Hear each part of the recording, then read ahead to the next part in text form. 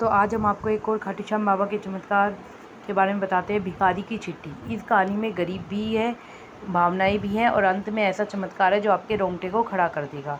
स्थान खाटू धाम के बाहर। मुख्य पात्र मोहन, एक बूढ़ा भिखारी जिसकी उम्र थी करीब 70 साल। मोहन हर रोज खाटू धाम के बाहर बैठकर भीख मांगता था। लोग उसे रोटियां देते थे, कुछ सिक्के फेंकते और आगे बढ़ जाते। पर मोहन हर रोज बाबा के मंदिर की ओर देखकर बस एक ही बात बोलता, बाबा मुझे मंदिर के अंदर नहीं, तुझसे मुझे बाहर मुलाकात चाहिए।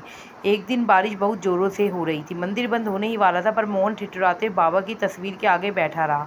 उसने एक भीगी सी पोटली में एक कागज का टुकड़ा निकाला और बाबा की मूर्ति के पास रख दिया। उस चिट्ठी में लिखा था, श्याम बाबा, सब कहते हैं कि तू करोड़ों का मालिक है, पर मेरी जेब में 1 रुपया भी नहीं। फिर भी तुझे लिख रहा हूँ। अगर तू है तो कल सुबह मुझे ऐसा दे जो मेरी किस्मत ही बदल जाए। तेरा गरीब मोहन। सुबह का समय। एक अमीर व्यापारी अपने बेटे की शादी से पहले बाबा के दर्शन को आए। भीड़ ज़्यादा थी, उसे बैठने को जगह नहीं मिल रही थी।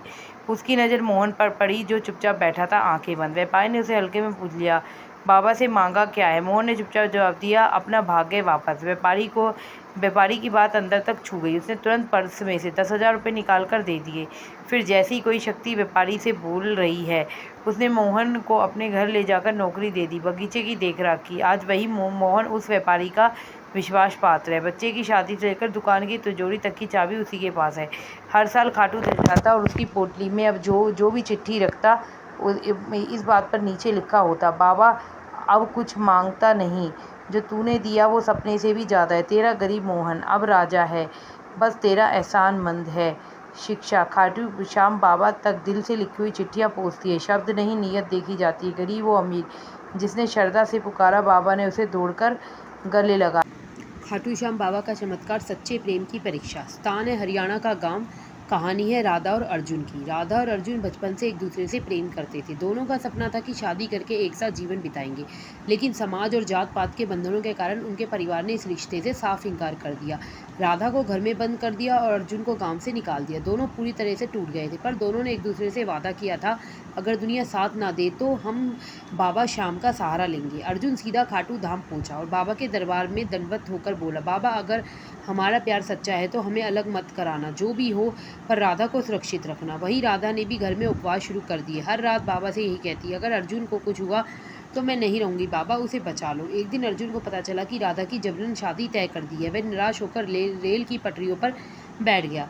तभी एक बूढ़ा बाबा वहाँ आया और अर्जुन से बोला, बेटा रास्ता गलत है, चल पहले बाबा श्याम के मंदिर चल। अर्जुन उसके साथ खाटू मंदिर लौटा और आश्चर्य की बात, उसी समय राधा का पिता मंदिर में दर्शन के लिए आया हुआ था। उसने अर्जुन को देखकर कहा, तू आज भी राधा के लिए बाबा से लड़ रहा है?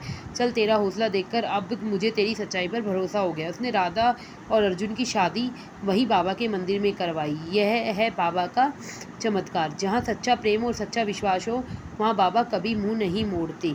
श्याम की महिमा न्यारी, जो एक बार पुकारे उसकी नैया पार। जय श्री श्याम। दोस्तों, तो आज हम आपके सामने खाटू श्याम बाबा का चमत्कार प्रस्तुत करते हैं। जयपुर के पास एक छोटा सा मोहल्ला, वहाँ एक नवविवाहित जोड़ा रहता, राहुल और प्रिया। दोनों श्याम बाबा के बहुत बड़े भक्त थे। उन्होंने अपने घर में बाबा की एक सुंदर सी तस्वीर लगाई थी, जिसमें बाबा मुस्कुराते हुए दिखाई देते। प्रिया रोज उस तस्वीर को फूल चढ़ाती, दीप जलाती, ध्यान करती।